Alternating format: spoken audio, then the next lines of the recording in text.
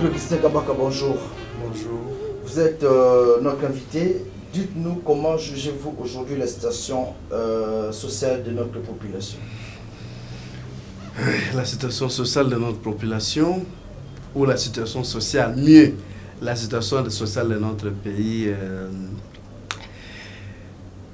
ne tourne pas assez bien. La situation sociale actuelle, avec la montée de la devise américaine, de la monnaie américaine par rapport au franc congolais, aujourd'hui nous sommes à 16 quelques. Les dollars américains se changent à 16 quelques.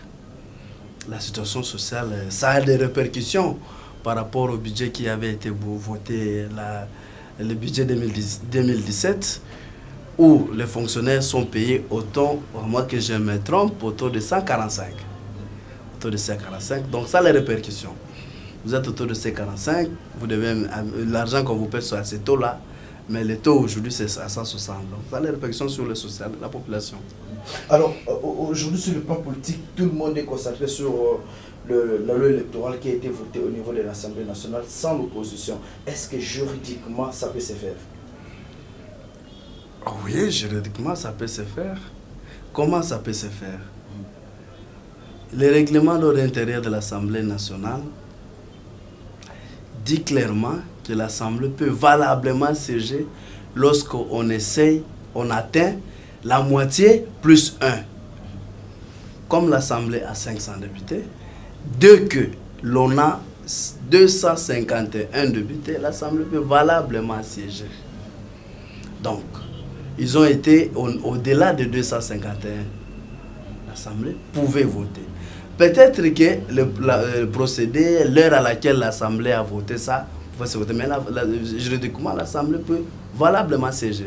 Aujourd'hui, l'opposition est contre cette loi, puisqu'on se dit cette loi c'est plus pour les riches et les candidats indépendants n'auront plus l'accès facile pour leur candidature. Est-ce que vous pensez que cette loi peut apporter le bonheur à la population et aux élections que nous sommes en train d'attendre? Cette loi-là ne concerne pas seulement l'opposition, ça concerne également la majorité, ça concerne également la société civile.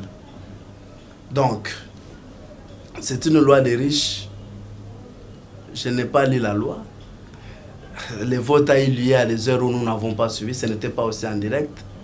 Je n'ai même pas vu le projet de loi. Donc, à ce stade ici, je ne peux pas faire des commentaires sur la loi que je n'ai pas vue, sur la loi que je n'ai pas lue. Donc, l'Assemblée devait valablement siéger. Donc là, les problèmes ne se posent pas. Les problèmes, peut-être, c'est à quelle heure ils ont siégé et quels sont les députés de l'opposition qui étaient là. Parce qu'il y a aussi un problème à l'opposition. Aujourd'hui, il y a les membres de l'opposition, de certains partis politiques qui sont au gouvernement. Ceux-là, devons-nous les considérer comme opposants? Ils ne sont plus opposants, parce qu'ils sont déjà au gouvernement. Lorsque vous êtes au gouvernement, vous ne pouvez pas rester opposant. Parce que si vous demeurez opposant, vous volez la Constitution. On dit que c'est la majorité au Parlement qui forme le gouvernement. Mais vous n'êtes pas majorité au Parlement. Comment vous devez être de l'équipe gouvernementale? Donc là, il y a un problème. Lorsque vous quittez déjà, vous êtes du côté de la majorité présidentielle, vous êtes au gouvernement, pas de la majorité présidentielle, vous êtes au gouvernement, vous n'êtes plus opposant, vous perdez la qualité d'opposant.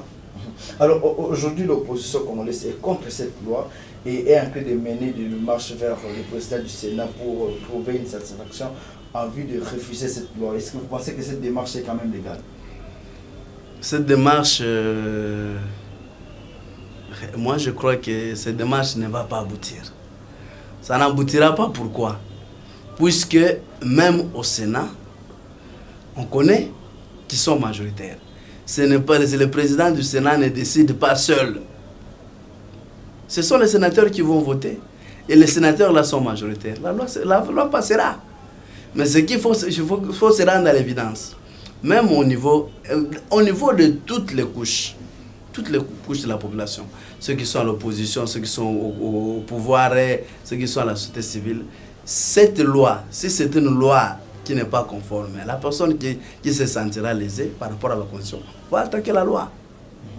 Alors aujourd'hui, notre pays est accusé on accuse le pouvoir, le président de la République, Joseph Kabila Kabange, d'avoir recruté les ex-rebelles de M23 pour réprimer la population. Est-ce que vous pensez que cela peut se faire dans un état de droit comme dans notre pays, la République démocratique du Congo? Il faut avoir des preuves que le président de la République est en train de recruter les mercenaires. On appelle quoi? Les mercenaires, je crois. Oui.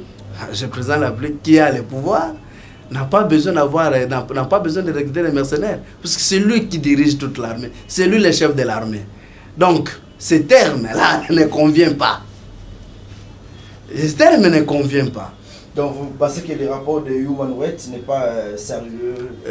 Nous ne pouvons pas, moi je ne considère pas ça jusque-là comme un rapport sérieux. Parce que on ne peut pas considérer un chef de l'État en place pour se recruter les mercenaires. C'est inconcevable. C'est inconcevable. À moins qu'ils aient des preuves contraires. Est-ce qu'ils ont des preuves que le chef de l'État a recruté? Il y a un accord. Les accords de Kampala. Nairobi et Kampala. Après, lorsque la rébellion M23 a pris fin, il y a eu des accords.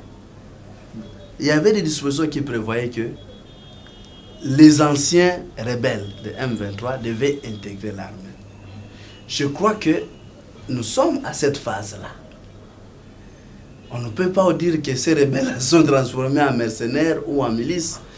À moins que, comme je n'ai pas de preuves, je me limite à ce niveau-là pour dire que moi je trouve que ces rapports-là, ça reste encore à approfondir la question. Seulement, la réaction, lorsque j'ai suivi le journaliste dire que non, le ministre de la Défense, je dis bien le ministre de la Défense, aurait dit que non, cette ONG ne peut plus opérer. Je crois que nous devons par contre confronter ce que l'ONG a dit avec la réalité. Démontrer à l'ONG que ça c'est faux. Comme nous venons de le dire là, l'ONG doit avoir des preuves qu'effectivement les M23 ont été recrutés pour devenir des mercenaires. Moi je trouve ça inconcevable. Un gouvernement va recruter les mercenaires pour en faire quoi? Puisque le gouvernement a l'effectivité et de l'armée et de la police, sous d'autres si on parle même, et de la gendarmerie. Alors aujourd'hui, le vrai problème de la population, bientôt là nous approchons de fête, il n'y a pas d'argent, et il y a des soulèvements, il y a l'opposition qui prévoit le marche pour le 19 décembre, je sais que vous l'avez suivi. Qu'est-ce qu'aujourd'hui l'État congolais, le gouvernement doit faire pour stabiliser la situation? Oui, la situation de la RDC, je dirais même que c'est une situation qui concerne toute la région. Ça ne concerne pas que la RDC. Si vous allez en Angola, la même situation, il y a un problème avec la monnaie.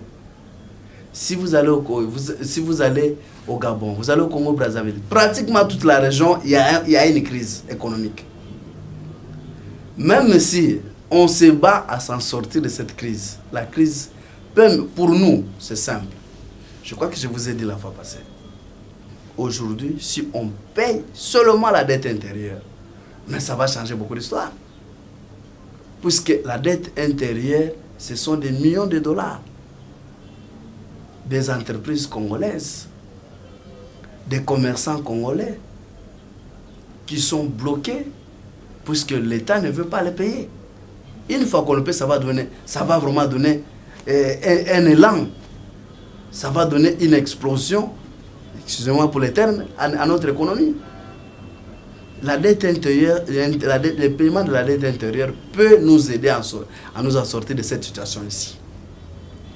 Alors, maître, parlons un peu de la justice dans notre pays. Est-ce que cette justice est encore sérieuse? Oui, la justice, elle a toujours été sérieuse. La justice, elle a toujours été sérieuse. La justice, dit-on, élève une nation. Donc, elle est sérieuse. Peut-être vous pouvez dire que non. Comment nous constatons, qu'est-ce que vous constatez dans la rue par rapport à la justice? Mais moi, je vous dirais que, comme avocat, la justice, elle est sérieuse, la justice élève une nation. Aujourd'hui, certains pauvres se disent qu'ils n'ont pas accès facile à la justice. La justice est réservée aux riches. Et quand vous avez affaire à un riche devant le cours judiciaire, c'est seulement les riches qui doivent gagner même s'ils avaient tort. Est-ce que vous pensez quand même arranger ce système? Je ne vous autorise pas à poser une telle question, que ce sont que les riches qui gagnent. Ce qui n'est pas vrai. On a des pauvres, il y a des pauvres qui gagnent. Il y a des pauvres qui bénéficient aussi de l'aide judiciaire, qui sont assistés même gratuitement par des avocats. Donc, ce ne sont pas que des riches qui gagnent, les pauvres aussi gagnent. Vous avez fait votre analyse comme journaliste. Si vous avez constaté ça, si Larry a constaté ça, là, ça n'engage que ceux-là. Mais moi, je vous dis que j'ai déjà défendu plusieurs pauvres. Je défends aussi les pauvres qui gagnent des procès. Donc, il n'y a pas que des riches qui gagnent, les pauvres aussi gagnent. Et moi, toute la population congolaise qui va suivre. Un mot à la population congolaise, c'est d'aimer notre pays, d'aimer notre nation, de tout faire pour barrer la route à tout ennemi de notre population. L'ennemi, c'est qui? C'est lui qui veut à ce qu'on arrache la démocratie, délivrer notre pays de la dictature. L'ennemi, si quelqu'un ne veut pas payer convenablement ses agents ou ses personnels, c'est un ennemi à ceux-là. Si quelqu'un s'engage à ne pas vouloir que la justice soit distributive, celui-là, celui qui ne veut pas que la justice soit distributive à tout le monde, que nous tous nous soyons égaux, celui-là c'est un ennemi à ceux-là. Donc l'ennemi, lorsque je parle, celui par exemple qui s'engage, qui sait que la situation actuelle est très compliquée, mais il ramène les dollars à 160, 165, 170 voire même. Est-ce que celui-là c'est un ennemi du peuple? Celui-là ne veut pas que nous puissions aller de l'avant. Celui qui fait monter, qui fait de son mieux pour que les carburants montent à la pompe, pour qu'on trouve beaucoup de gens à l'arrêt. Celui-là qui s'engage à faire des tracasseries, ce qui dérange la population. Des tracasseries inutiles. Non, on voit des gens, c'est pour ça que ce que je vous dis est réel. Je viens, monsieur qui m'a appelé pour me dire, il était en train de se promener avec sa farde, une farde. Il a été interpellé. Et non, montrez-nous la farde. Cela, c'est un ennemi du peuple congolais. Donc, on ne peut pas se promener avec une farde. Mais on veut vérifier les documents que vous avez là-bas. C'est un ennemi du peuple congolais. Celui-là ne veut pas marcher, ne marche pas à l'encontre marche à l'encontre des lois du pays. Et c'est l'ennemi du peuple. Et le peuple doit s'en occuper. Je ne dis pas que le peuple doit s'en occuper. Le peuple s'en occupera parce que la loi électorale a été votée à l'Assemblée nationale. Bien, bientôt, ça sera voté au Sénat. Et ceux-là, lorsqu'ils vont venir, ils vont se porter candidats. Le peuple va juger. Le peuple va les juger. Merci. Merci.